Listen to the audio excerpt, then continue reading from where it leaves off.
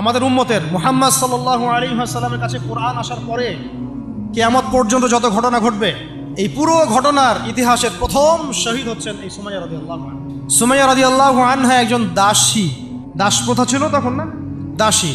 তিনি, তার স্বামীর নাম ইয়াসির রাদিয়াল্লাহু আনহু, তার সন্তানের নাম আম্মার রাদিয়াল্লাহু আনহু। তারা তিনজনই ইসলাম কবুল করেছেন। আর আবু জেহেল, আবু লাহাব, উতবা সাহেবার যে দারুন নাদওয়া, মানে ওই সময়কার কাফেরদের পার্লামেন্ট, এখনকার অনেকটা ওই ইয়ার মতো আর কি, বুঝে নেন, কাফেরদের পার্লামেন্ট, ওটার নাম কি? দারুন নাদওয়া। বলেন দারুন নাদওয়া। এটা ছিল ওই মক্কার আবু জেহেলের পার্লামেন্ট। মক্কার আবু জেহেলের পার্লামেন্ট নাম কি? দারুন নাদওয়া। ওখানে সব কিছুর এই শয়তানিগুলার মোজাকারা হইতো আর কি, কথা বুঝতে পারছেন? এখনও কিন্তু দারুন নাদওয়া আছে বিশ্বে, আছে না? এখনকার একটা আধুনিক দারুন নাদওয়া, ঠিক আছে? তো ওইখান থেকে মানে বিল পাস হচ্ছে যে এদেরকে এখন অত্যাচার করতে হবে, নির্যাতন করতে হবে। তো সুমাইয়া রাদিয়াল্লাহু আনহাকে একেবারে শুইয়ে দিয়ে পিটাতে পিটাতে রোদের মধ্যে একদিকে মারা হচ্ছে, আরেকদিকে বলা হচ্ছে যে মুহাম্মদ সাল্লাল্লাহু আলাইহি ওয়াসাল্লামের এই দিনটাকে অস্বীকার করতে হবে। একটু ধৈর্য ধরেন, জাস্ট অল্প কিছু সময়, আমি শেষ করে দিচ্ছি। এই মুহাম্মদ সাল্লাল্লাহু আলাইহি ওয়াসাল্লামের এই দিনটাকে অস্বীকার করতে হবে, না হলে তোমাকে হত্যা করো। সে তো কোনোভাবেই দিন ছাড়তে রাজি নয়। শেষমেশ আবু জেহেল তাকে টিটকারি মেরে বলছিল যে বুঝেছি তুমি আসলে মুহাম্মাদের দিনের স্বার্থে না, বরং মুহাম্মদ সাল্লাল্লাহু আলাইহি ওয়াসাল্লামের সৌন্দর্য দেখে তার মনে হয় আকর্ষণে দিন কবুল করছে। এই কথাটা বলার সাথে সাথে সুমাইয়া রাদিয়াল্লাহু আনহা একদম তীব্র একটা প্রতিবাদ করেছেন, একটা গালি দিয়েছেন, খবিসের বাচ্চা, খবিস,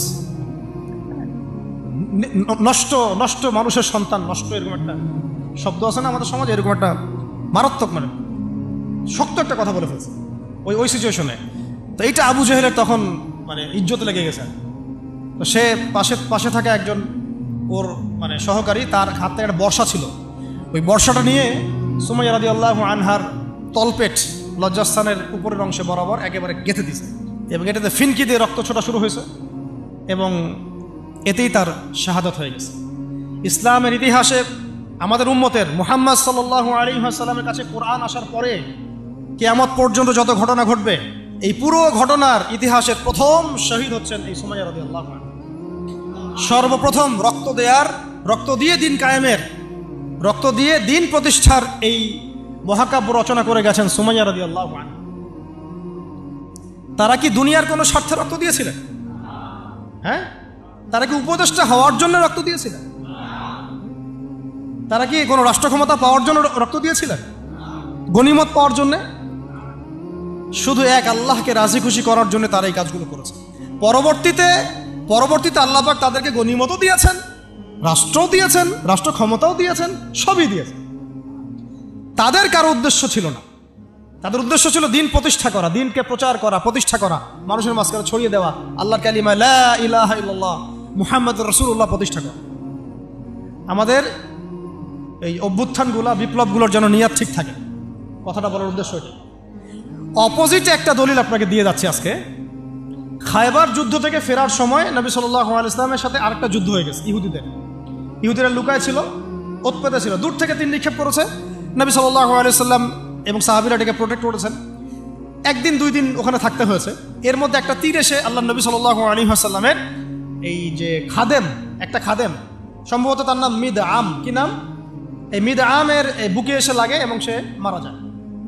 সাহাবীরা বলতে থাকেন যে সে কত সৌভাগ্যবান, নবীর খাদেম ছিল, শহীদ হয়ে গেল। নবীজি বলছেন না, লা, বরং আমি ওকে জাহান্নামে দেখতেছি, নাউযুবিল্লাহ। তখন সাহাবীরা অবাক হয়ে জিজ্ঞাসা করলেন যে এটার পিছনে কারণ কি? নবী সাল্লাল্লাহু আলাইহি ওয়াসাল্লাম বলেন, খায়বার যুদ্ধের গনিমত থেকে একটা চাদর না বলে নিয়েছিল এই কারণে। খায়বার যুদ্ধের গনিমত থেকে একটা চাদর না বলে নেয়ার কারণে এই অবস্থা হয়েছে। তখন অন্য অনেকেই কিছু কিছু করে জিনিস সামনে আনা শুরু করলেন, এমনকি মেসওয়াক, হ্যাঁ, কাপড়, ছোট ছোট একটা গাছের ডাল, যারা একটা মেসওয়াকও নিয়েছে হয়তো না বলে, তারাও জমা দেওয়া শুরু করল। নবীজি বললেন এটা ছিল জাহান্নামের অংশ। এটা কি ছিল? জাহান্নামের অংশ। এখন বলেন, তাহলে যদি গন্তব্য উদ্দেশ্য আল্লাহ সন্তুষ্টি না হয়, তাহলে অনেক সময় অনেক ত্যাগেরও মূল্য পাওয়া যায় না।